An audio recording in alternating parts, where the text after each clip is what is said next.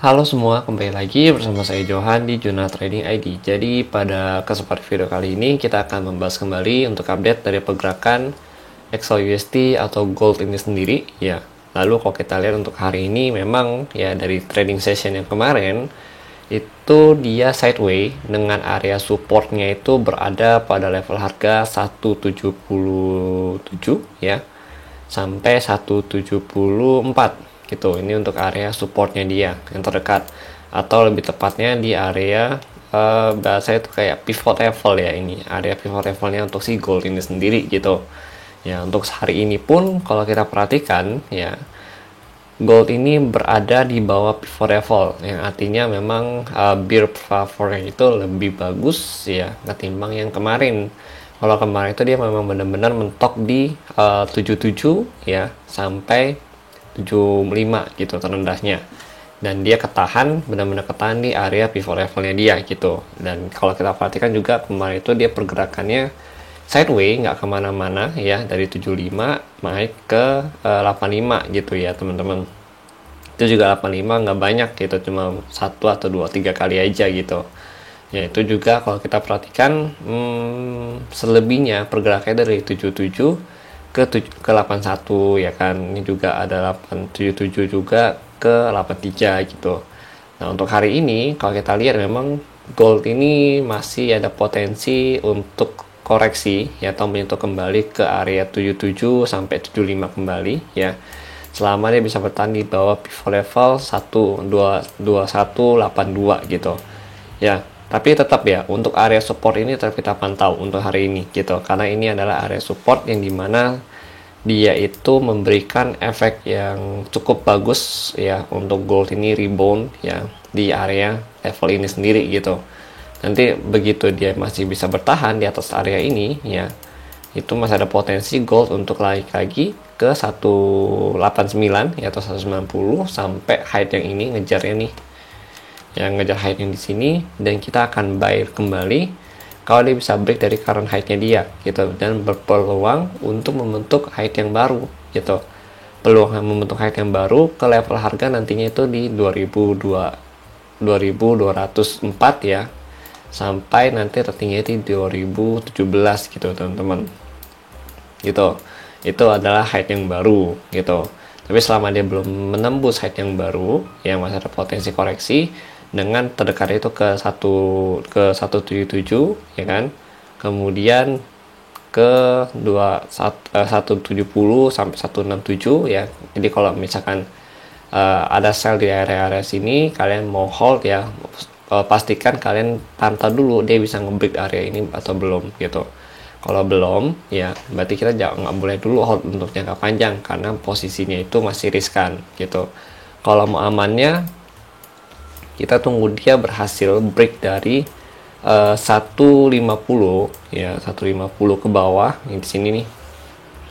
Nah, selama dia bisa ngebreak ya di bawah 150 ya atau 148 di sini.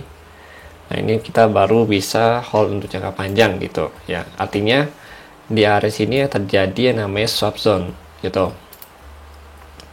Oke, di sini. Nah, ini di sini ada swap zone-nya, dan swap zone-nya ini ya nantinya akan berpengaruh juga nih.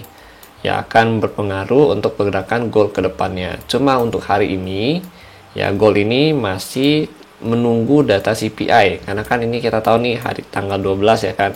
Tanggal 12 itu ada data core CPI gitu, dan juga CPI yearly gitu teman-teman. Dan dilihat juga kalau kita perhatikan CPI ini melemah ya untuk yang core CPI-nya gitu. Yang artinya masih ada potensi untuk gold itu rebound ya di level harga 77 atau 75 ya, bahasanya gitu. Nah, kemudian kalau untuk CPI monthly ya, ini juga kalau kita lihat ada peningkatan ya, cukup mix juga. Dan kalau kita lihat di yearly-nya itu tidak ada peningkatan sama sekali gitu teman-teman. Nah, jadi memang yang kita pantau ya, atau yang agak kita risikokan adalah yang core CPI ini, karena core CPI menunjukkan adanya penurunan inflasi gitu teman-teman ya. Sedangkan kalau untuk yang CPI monthly ini murni CPI untuk bulan Februari ya, yang direportkan di bulan ini Maret, ini ada peningkatan dari 0,3 ke 0,4 gitu. Nah, ini kalau kita lihat nantinya ini juga akan berpengaruh ke bagian pengambilan keputusan suku bunga untuk Fed minggu depan gitu. Ya, walaupun kita tahu bulan ini belum ada bahasa itu belum ada pemangkasan suku bunga, ya, tapi ini bisa mempengaruhi ya pengambilan suku bunga nantinya, apakah harus dilaksanakan bulan Mei atau tetap di bulan Juni nantinya gitu, teman-teman. Ya, gitu. Oke. Kemudian artinya kalau misalkan memang hasil CPI ini jelek, ya maka gold rebound. Tapi kalau misalkan hasil CPI-nya nanti aktualnya keluarnya bagus, ya soalnya kan Fed juga pasti nunggu data ini gitu. Fed juga pasti nunggu data ini juga gitu. Dan pastinya pasar juga akan menunggu data CPI ini rilis dulu gitu kan. Nah, itu nantinya kalau memang hasilnya bagus, maka gold itu bisa break dari 75, lanjut turun sampai ke 70 sampai 67, ini zona pertama. Terus zona kedua itu nanti ada level harga di kurang lebih ya, itu di sini. Ini range-nya ini cukup besar ya, itu kurang lebih dari level harga. Nah, ini dia breakout level ini dari 160 sampai 165 gitu, teman-teman. Ya, jadi dia breakout ya, ini dia retest di sini, kemudian lanjut naik lagi gitu. Untuk zona ketiga nanti ada di 150 sampai 147 gitu ya, teman-teman ya. Nah, ini kalau misalkan dia breakout lagi ya, maka target tertingginya untuk saat ini ada di 204 ya. Berdasarkan dengan area pivot level R3-nya di sini ya.